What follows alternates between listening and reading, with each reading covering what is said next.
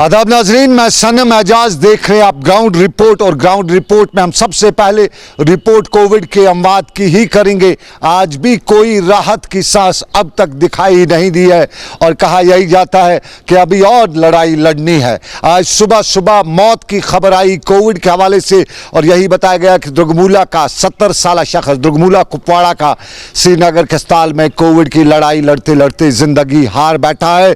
और फिर खबर आई कि 50 से 55 साल की उम्र की खातून पापोर की रहने वाली और वो भी कोविड का शिकार हुई है। फिर फौरन खबर ये भी आई कि बडगाम के खंदा इलाके का police एहलकार, sub inspector Jammu Kashmir police का, और जिसकी उम्र लगभग 50 साल बताई गई, वो भी कोविड की लड़ाई लड़ते लड़ते ज़िंदगी की जंग हार बैठा।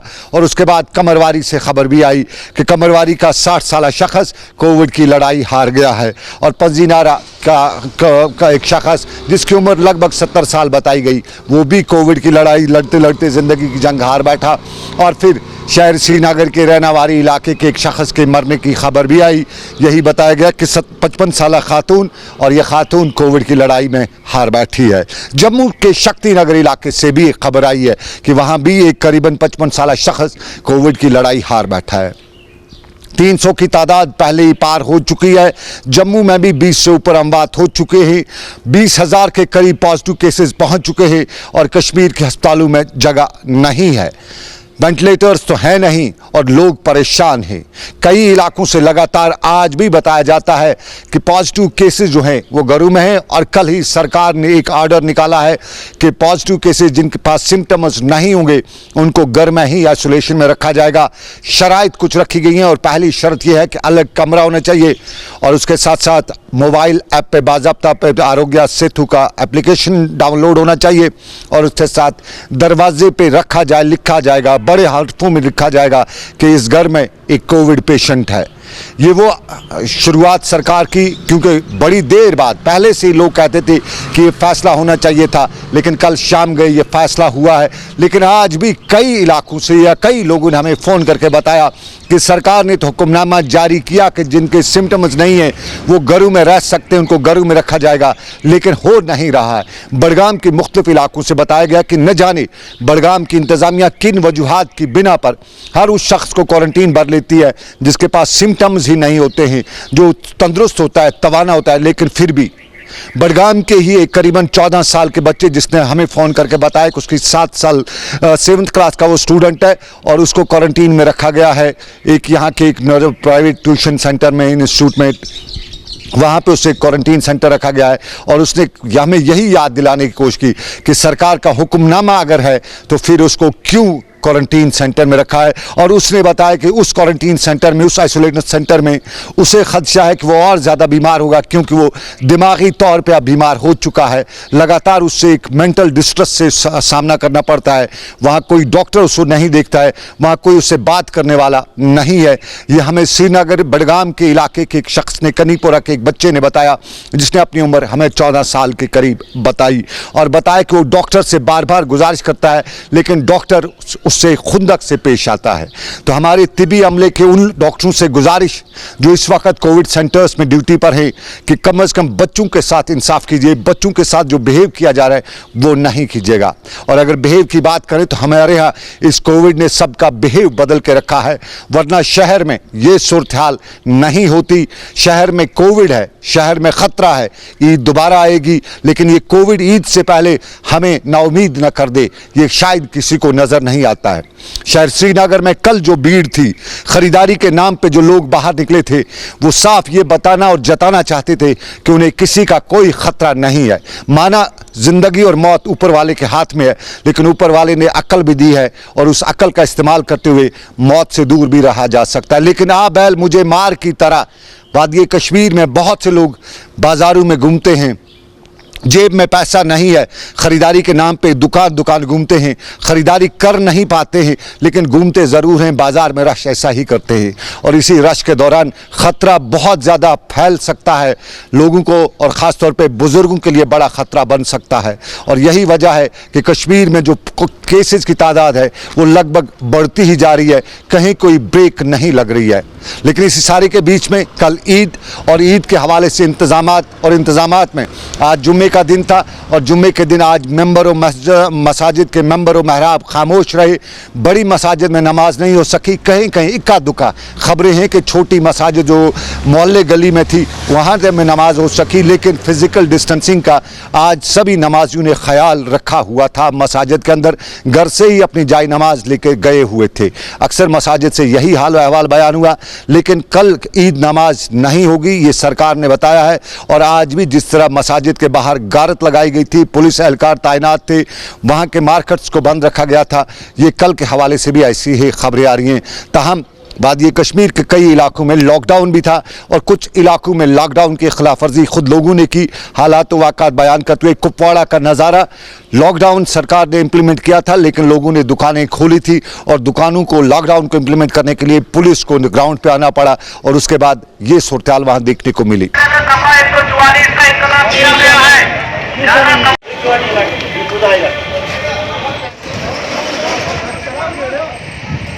जहाँ तक कोविड का सवाल है, अभी केसेस बढ़ रहे हैं तो एहतियात करने की बहुत ज़रूरत है।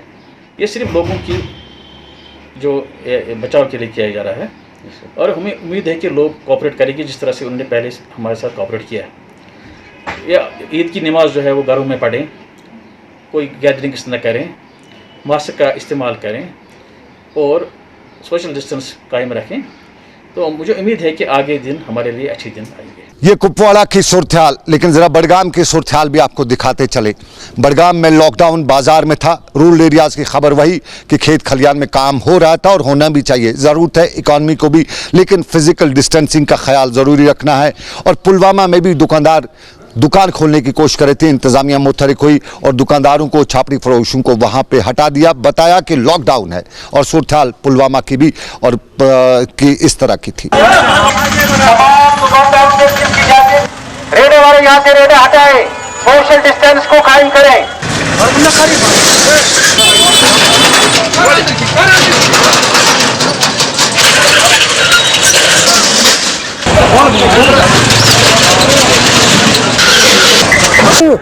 कम्युनिटी दपान नसा ये लॉकडाउन जारी, ये नसा कहन डील दुकानदार कम अज कम बड़िस दोस्त शेर दुकान 5 रेट आज यूथ बोड़ दो आज हम बोड़ दो एडमिनिस्ट्रेशन वन दुकान करियो बंद, ये बेकरी वाले 10-15 लक्षन सब्जी सारी बिचारों कर्ज फर्ज कर। पुलवामा, बारामूला, अवंतीपुरा, बांडीपुरा और गांधरबल सभी इलाकों से मिला जुला रद्द-ए-अमल, यानी कल के हवाले से कुछ दुकानें खुली कुछ बंद और कल के हवाले से जो ईद है उसकी तैयारियों के लिए आज इंतजामात किए गए थे। अक्सर लोग आज खाली जेब भी थे, पैसा बहुत कम लोगों के पास था, लेकिन फिर भी बहुत से लोग बिना खाली जेब के ही बाजार में घूमने फिरने निकल पड़े थे। गुजारिश ऐसे लोगों से कि घर बैठने से, दुकान में घूमने से बेहतर आप घर में रहिए, बाहर मार्केट में बिना जरूरत के मत जाइएगा। लेकिन इस सारे के बीच में अब हम सियासत की बात तो करेंगे ही करेंगे, लेकिन राजौरी लिए चलते हैं। राजौरी में भी लॉकडाउन था। जमशेद मलिक मेरे साथ फोन लाइन पे मौजूद हैं। जमशेद, लॉकडाउन और बाकी मामलात, क्या सूरत हाल राजौरी और पुंछ की दोनों अजला पे आपकी नजर है, क्या है सूरत हाल वहां की? ये सनम लगातार राजौरी और पुंछ में कोविड-19 के केस बढ़ना शुरू हो गए हैं, जिसके बाद इंतजामिया की तरफ से राजौरी में पिछले 1 महीने से लगातार लॉकडाउन देखने को मिल रहा है। पिछले 3 दिन से पुंछ को भी पूरी तरह लॉकडाउन कर दिया गया है क्योंकि वहां से भी पॉजिटिव केस आने का सिलसिला शुरू हो गया। और आज जुमे का दिन था और कहीं भी मसाजिद में नमाज अदा नहीं हो सकी, जिस कारण लोगों में भी काफी अब गुस्सा भी देखने को मिला क्योंकि लोगों की तरफ से ये कहा जा रहा था कि ईद का त्यौहार देखते हुए इंतजामिया पुंछ को चाहिए था कि कुछ राहत बाजार में जरूर दी जाती ताकि लोग ईद के लिए सामान खरीद सकते, क्योंकि पुंछ कंप्लीट तरह लॉकडाउन कर दिए गए। इसके बाद अगर राजौरी की बात करें तो राजौरी में किराना शॉप और सब्जी वालों और साथ में दूध या मिठाई वाली दूध वाली दुकानों को या गोश्त की दुकानों को खुलने की इजाजत 2-2 घंटे तक जरूर दी गई है। मैं पुंछ से बिल्कुल कंप्लीट लॉकडाउन है और ईद की वजह से लोगों को सामान तक खरीदा नहीं जा सका, जिससे लोगों में काफी गुस्सा भी जताया इसको लेके कि उनका ये कहना था कि ईद को देखते हुए इंतजामिया को कुछ टाइम के लिए जरूर राहत देनी चाहिए थी लोगों को, मगर पुंछ मैं जमशेद सवाल ये जानना चाहूंगा, क्या वहां के लोगों को पता नहीं है कि तूफान है, कहर है, ये कोविड है, ये ईद वगैरह नहीं देखता है, तो फिर भी लोग बाहर निकलना चाहते थे? जी सनम, बिल्कुल ये जरूर है कि ये कहर जरूर है, मगर जिस तरह की गाइडलाइन लोगों की तरफ से भी शिकायत होती है कि अगर कहर है तो कहर सिर्फ बाजार में नहीं है या सिर्फ मसाजिद में नहीं है कहर। जिन इलाकों में अगर ये एक लॉकडाउन लगाया गया, लोगों में बड़ी तादाद लोगों की दाएं बाएं गिरदोनवा में देखी जाती है, इन इलाकों में वो सख्ती नहीं बरती जाती। हालांकि पुंछ के राजौरी की अगर हम बात करें तो राजौरी में काफी सख्ती बरती जा रही थी। आज जुमे के त्योहार को देखते हुए काफी बड़ी पैमाने पर आज बंदिशें आयद की गई थी पहले के मुकाबले में। हालांकि मार्केट यहाँ जरूर खुली हुई थी, मगर लोगों की तरफ से ये सवाल भी उठाए जाते हैं कि अगर मार्केट खोली जाती है तो वहां भी लोगों का भीड़ जमा होती है, वहां कोविड-19 के कहर नहीं है, और मसाजिदों में क्यों कोविड-19 को लेके बंद कर दी जाती है? क्योंकि आज भी मसाजिद के बाहर पुलिस गार्ड काफी बड़ी तादाद पे खड़ी की गई थी, तमाम मसाजिद बंद रखी गई। और अगर हम ये कहें कि राजौरी पुंछ में किसी भी मसाजिद में आज जुमा की नमाज नहीं हुई। जी सर। जमशेद, मसाजिद में नमाज नहीं हुई। चक्का दी बाग आप गए हुए थे 2019 अप्रैल, याद होगा, चक्का दा बाग बंद हुआ था हिंदुस्तान पाकिस्तान ताल्लुकात में। कैसा है माहौल वहां का? वैरानी है या कहीं कोई खुशी की कोई बात है? कोई ऐसा मामला देखने को मिल सकता है? जिस समय चक्का का बाग का टूर हमने किया, वहां पूरी तरह वो इलाका वीरान हो गया, जो कभी पूरी तरह हरा भरा नजर आता था। चाहे गाड़ियों की बात करें या मजदूरों की, बड़ी तादाद में वहां मजदूर काम करते थे। मगर 2019 अप्रैल में चक्का का बाग में दोनों ममालिकों में दरमियान होने वाली तजारत ठप कर दी गई थी। उसके बाद बड़ी तादाद में वहां के मजदूर जो है बेरोजगार हो गए, और आज वो पूरा इलाका वीरान नजर आ रहा है जहां कभी चहल पहल होती थी। क्योंकि दोनों ममालिक में लाइन ऑफ कंट्रोल पर काफी अरसा से कशीदगी बरकरार थी, मगर उसके बावजूद भी लाइन ऑफ कंट्रोल पे चक्का बाग में कारोबार चलता रहता था। मगर एनआईए की रेड के बाद या कुछ शिकायतों के बाद इसको ट्रेड को बंद कर दिया गया था। मगर आज भी लोगों की तरफ से मांग जरूर की जा रही है कि चंद लोगों की गलती की वजह से पूरा ट्रेड बंद कर दिया गया, जिससे लोगों को काफी नुकसान भी है। हालांकि अगर ट्रेडर की बात करें तो ट्रेडर का भी ये कहना है कि इनका पैसा चाहे उस तरफ हो या उनका इस तरफ हो, काफी बड़ा पैसा एक दूसरे की तरफ पड़ा हुआ है जो वापस नहीं आ पाया। क्योंकि ये इन दोनों जो ट्रेडर होते थे, इनकी एक मीटिंग होती थी चक्का के बाग में दोनों तरफ के ट्रेडर की, उसके बाद लेन देन का हिसाब होता था। लगभग एक हफ्ते में 7 करोड़ रुपए का यहाँ बिजनेस होता था हर हफ्ते में। मगर चक्का का बाग में उससे 200 से ज्यादा लोग मजदूर ऐसे थे जिनका रोटी रोजी चलती थी। चक्का के बाग में लाइन ऑफ कंट्रोल के नजदीक के जो लोग थे, मगर जब से ये बाग बंद हुआ है उसके बाद ये पूरी तरह वीरान पड़ चुका है, और यहाँ आज पूरा एरिया पूरा खाली पड़ा हुआ है। कोई चहल पहल किसी तक दूर दूर तक नजर नहीं आती लोगों की, और ये पूरा एरिया आज वीरान पड़ा हुआ है। लॉकडाउन की सूरत बहुत शुक्रिया जमशेद मलिक। और जमशेद मलिक ने जिस तरह हमें बताया कि चक्का दे बाग की जो सूरत जमशेद मलिक ने बताई, 2019 का अप्रैल का महीना था। हिंदुस्तान और पाकिस्तान के दरमियान ताल्लुकात एक उस नहज पे पहुंचे थे जहां से वापस मुड़ने के कम इम्कानात दिखाई दे रहे थे, और तब चक्का दे बाग से होने वाली आर पार की तिजारत को रोका गया। रोजाना औसतन बताया जाता है कि 1 करोड़ का बिजनेस इस आर पार की तिजारत से किया जाता था, लेकिन तब से लेके अब तक, यानी 2019 से लेकर अब तक, इस चेकिंग पोस्ट से, इस क्रॉसिंग पोस्ट से कोई भी तिजारत नहीं हो सकी है। यहाँ का ठेकेदार अब परेशान है, यहाँ चक्का दिबाग पे जो मजदूर लोग थे वो परेशान है। रोजी रोटी का वसीला ख़त्म हो चुका है, और उसकी सबसे बड़ी वजह यही है कि हिंदुस्तान और पाकिस्तान, दो पड़ोसियों के, दो भाइयों के ताल्लुकात में जो तलखी आई है, वो तलखी हर किसी को परेशान कर रही है, चाहे वो लाइन ऑफ कंट्रोल के आसपास के रहने वाले लोग हो या लाइन ऑफ कंट्रोल पर काम करने वाले लोग। लेकिन इस सारे के बीच में सियासत, हिंदुस्तान और पाकिस्तान की सियासत में मामला कश्मीर का भी, और कश्मीर की सियासत में 5 अगस्त के पिछले साल की तारीख, और 5 अगस्त की तारीख के बाद कुछ तारीख के नए अवराक भी लिखे गए हैं, और उन्हीं अवराक में मेन स्ट्रीम लीडरान की गिरफ्तारी भी है। महबूबा मुफ्ती भी गिरफ्तार हुई थी, उमर अब्दुल्ला भी गिरफ्तार हुए थे, फारूक अब्दुल्ला भी गिरफ्तार हुए, सज्जाद गनी लोन भी गिरफ्तार हुए थे, दूसरे सभी लीडरान लगभग गिरफ्तार हुए थे। और आज सज्जाद गनी लोन को करीबन 1 साल के बाद रिहाई भी नसीब हुई है। सज्जाद गनी लोन को पिछले साल 5 अगस्त को गिरफ्तार किया गया था, उसके बाद उन्हें श्रीनगर के SKICC में भी रखा गया था, उससे पहले उन्हें MLA हॉस्टल में भी रखा गया था, और उसके बाद उन्हें चर्च लेन में अपने घर में, सरकारी जो घर है उनका, उस पर हाउस अरेस्ट रखा गया था। लेकिन आज उनकी रिहाई के अहकामात जारी किए गए और आज से वो आज़ाद हैं। लेकिन महबूबा मुफ्ती के लिए अगले 3 महीने का डिटेंशन पीरियड बढ़ाया भी गया है। महबूबा मुफ्ती भी पहले कैद थी, उसके बाद उन्हें श्रीनगर में उनकी रिहाइशगाह पर हाउस अरेस्ट रखा गया था, और पिछले कुछ दिनों से खबरें ये भी आ रही थी कि महबूबा मुफ्ती को रिहा किया जाएगा। लेकिन आज अगले 3 महीने के लिए बाज़ाब्ता तौर पर उनको डिटेंशन के ऑर्डर्स नए दिए गए हैं।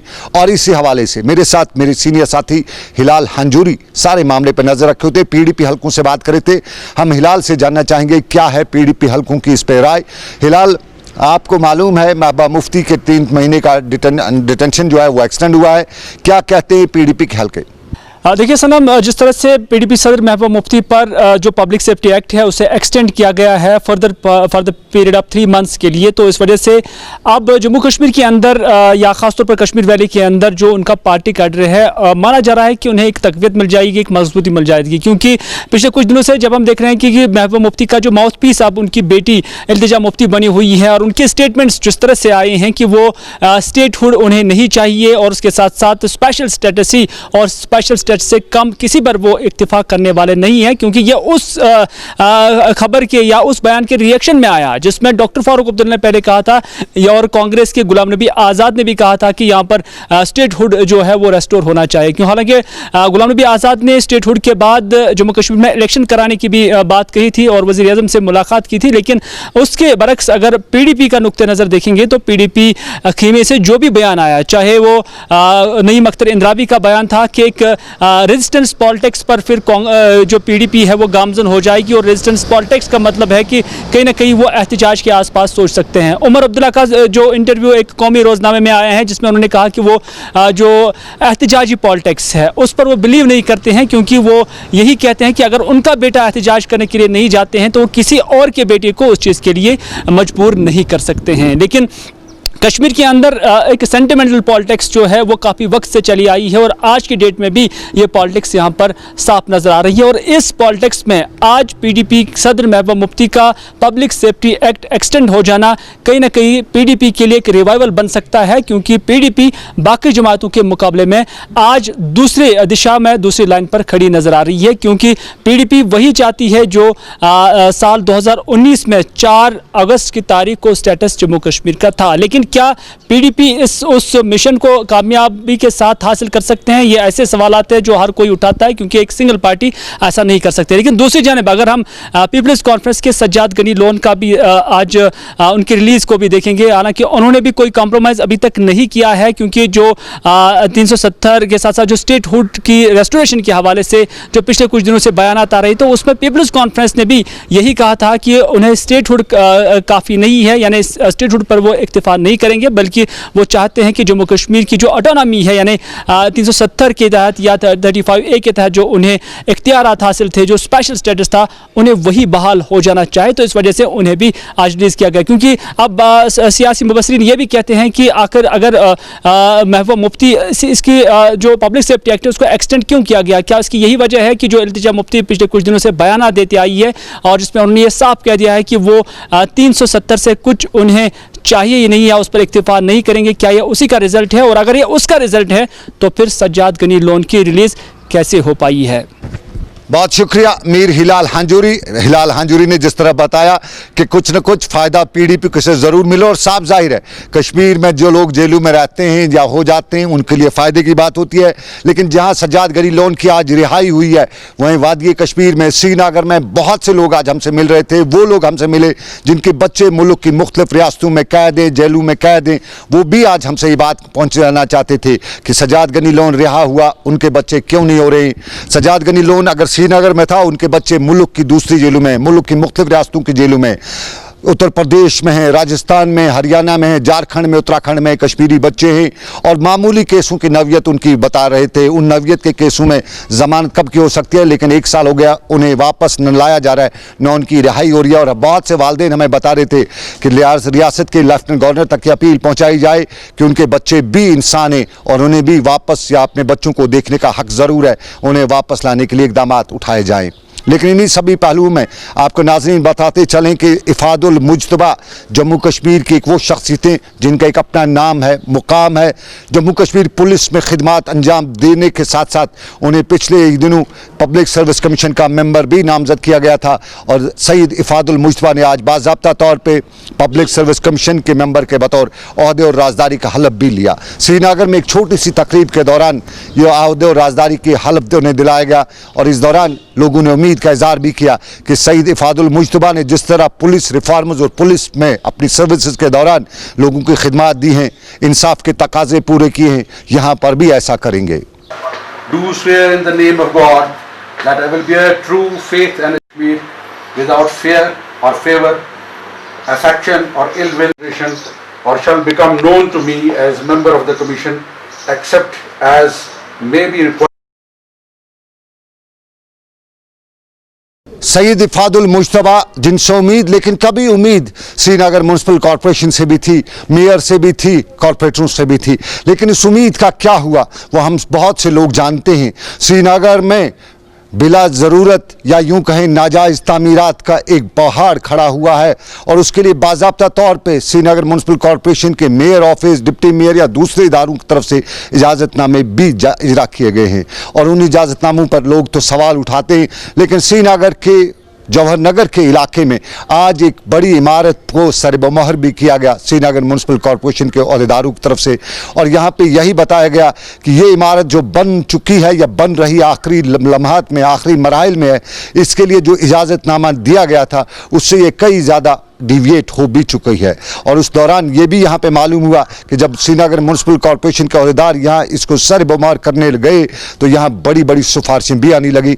बीजेपी की एक लीडर भी यहाँ आई थी, ये वही लीडर जो कभी बंदूक उठाने की बात करी थी, वो भी यहाँ पे आके म्यूनसिपल कॉरपोरेशन के अहदेदारों के काम में रुकावट डालने की कोशिश करी थी। ताहम म्यूनसिपल कॉरपोरेशन अब बदल चुकी है क्योंकि न मेयर है न वो सियासतदान है जो रोड़े अटका रहे थे और डायरेक्ट कमिश्नर पूरी तरह से नज़र रखे हुए था। और इस दौरान आज इस इमारत को सरबमोहर भी किया गया और मुकामी लोगों का इल्ज़ाम था कि जवाहर नगर का इलाका रेजिडेंशियल इलाका है और रेजिडेंशियल इलाके में बड़े बड़े कम्प्लेक्स जो बनाए गए हैं जो न सिर्फ माहौलियात के लिए बड़ा ख़तरा है बल्कि अगर कभी यहाँ ज़लज़ला या कोई सी ऐसी सूरत हाल आ जाती है तो फिर इलाके के लोगों के लिए वबाली जान भी बन सकता है।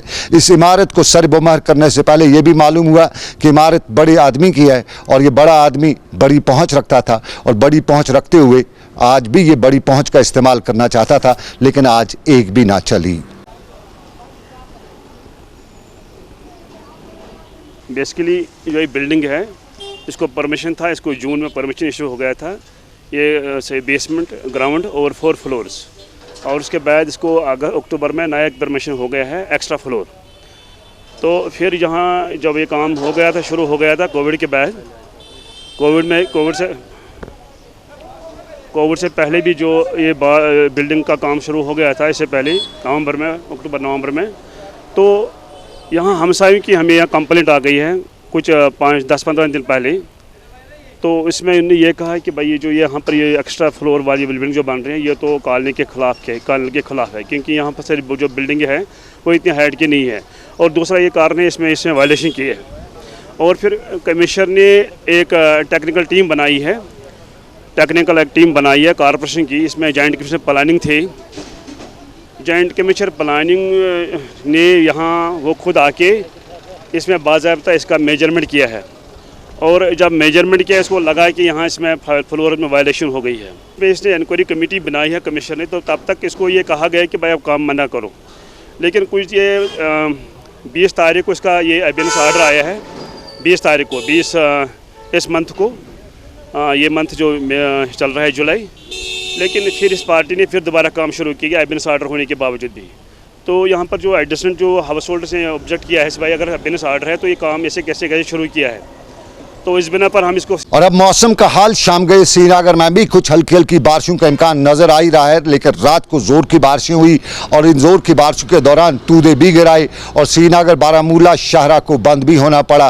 तूदे गिराए थे और इन तूदों की वजह से शाहरा को बंद किया गया। ताहम आज इंतजामिया और बीकन या दूसरे इदारे सारे हरकत में आए और शाहरा को खोल भी दिया। ट्रैफिक की आमदरफ्त को ऊडी और बारामूला के दरमियान बहाल भी किया गया।